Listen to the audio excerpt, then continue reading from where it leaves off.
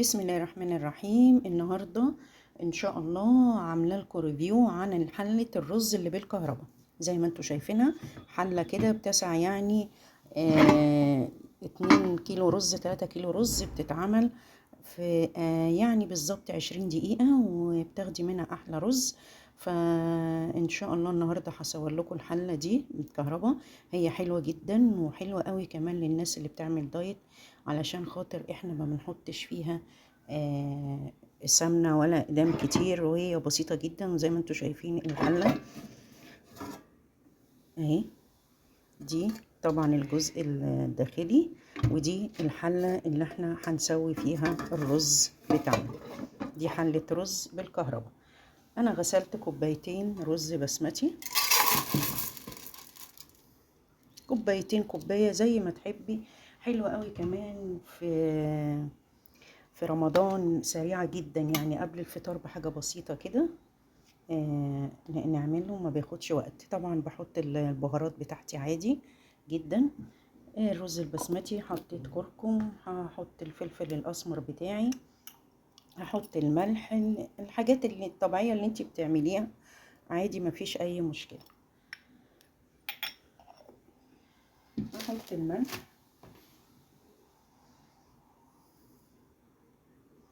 بعد كده احط الزيت. عشان كده بقول لكم حلوة قوي للدايت، الناس اللي بتعمل دايت حلوة جدا. حط حبة زيت كده،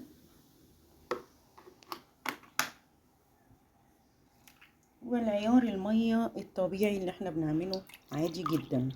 الحلة دي بقى للرز وللكبسة، غويطة جميلة جدا جدا. انا الرز البسمتي الكوباية بياخد كوبايتين مية، لو احنا نقعينه بياخد اقل من كده. انا مش نقعاه، فبالتالي هحط يعني كده ايه العيار بتاعها زي ما انتوا شايفين. بصوا انا حطيت كل المكونات بتاعتي، الرز والملح والزيت والبهارات بتاعتي. عايزين تحطوا عود قرفة تمام، مفيش اي مشكلة. زي ما انتوا شايفين الحلة بتاعتي غويطة جدا، وتاخد اكتر من كده رز. شايفين العمق بتاعها قد ايه، حلوة قوي جميلة قوي في العزومات. بصوا الكمية اللي انا حطاها، وممكن نحط اكتر كمان. ممكن زي ما بقول لكم تاخد 3 كيلو رز واكتر كمان. هي ميزتها حلوة قوي للعزايم، بتنجز معاكي وما بتاخدش وقت. زي ما انتوا شايفين الحلة طبعا دوت الزرار بتاعها اهو. هندوس طبعا اول ما نشغلها، هندوس هنا وهي طبيعي بتشتغل. وحلوة قوي لما الرز بيستوي زي ما احنا بنوطي على الرز في الحلة اللي على البوتاجاز عادي، هي من نفسها بتهدي الحرارة بتاعتها وبيستوي الرز فيها. طبعا انا هغطيها، ده الغطا بتاعها. هغطيها واحط الفيشة ونشغلها.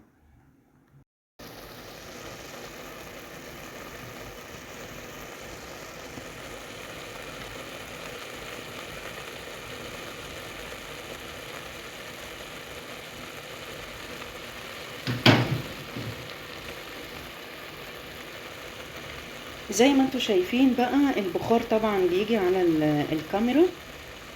زي ما انتوا شايفين الرز في الحلة الكهرباء عامل ازاي، حاجة جميلة جدا. ما خدش بالظبط 15 دقيقة، وكان الرز زي ما انتوا شايفين بدأت الحرارة تهدى مع نفسها. هو الحلة دي مقيمة نفسها على الرز، امتى تبقى عالية وامتى تبقى واطية زي ما انتوا شايفين.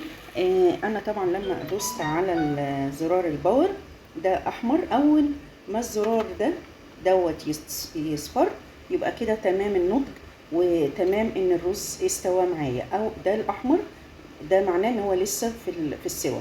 الاصفر ده اول ما الرز يستوى اللمبه دي تنور. طبعا احنا كمصريين بنحب الرز بتاعنا يبقى مستوي قوي يعني. فاحنا هنعمل ايه بعد ما هي هتطفي؟ هسيبه متغطي كده. شايفين البخار ده هيسوي لي الرز تمام النضج، هيبقى احلى رز. اتمنى فيديو ريفيو الحله الكهرباء بتاعه الرز يكون عجبكم. جميله قوي قوي، وكمان ان شاء الله هجرب اعمل فيها محشي ونشوف الدنيا ايه.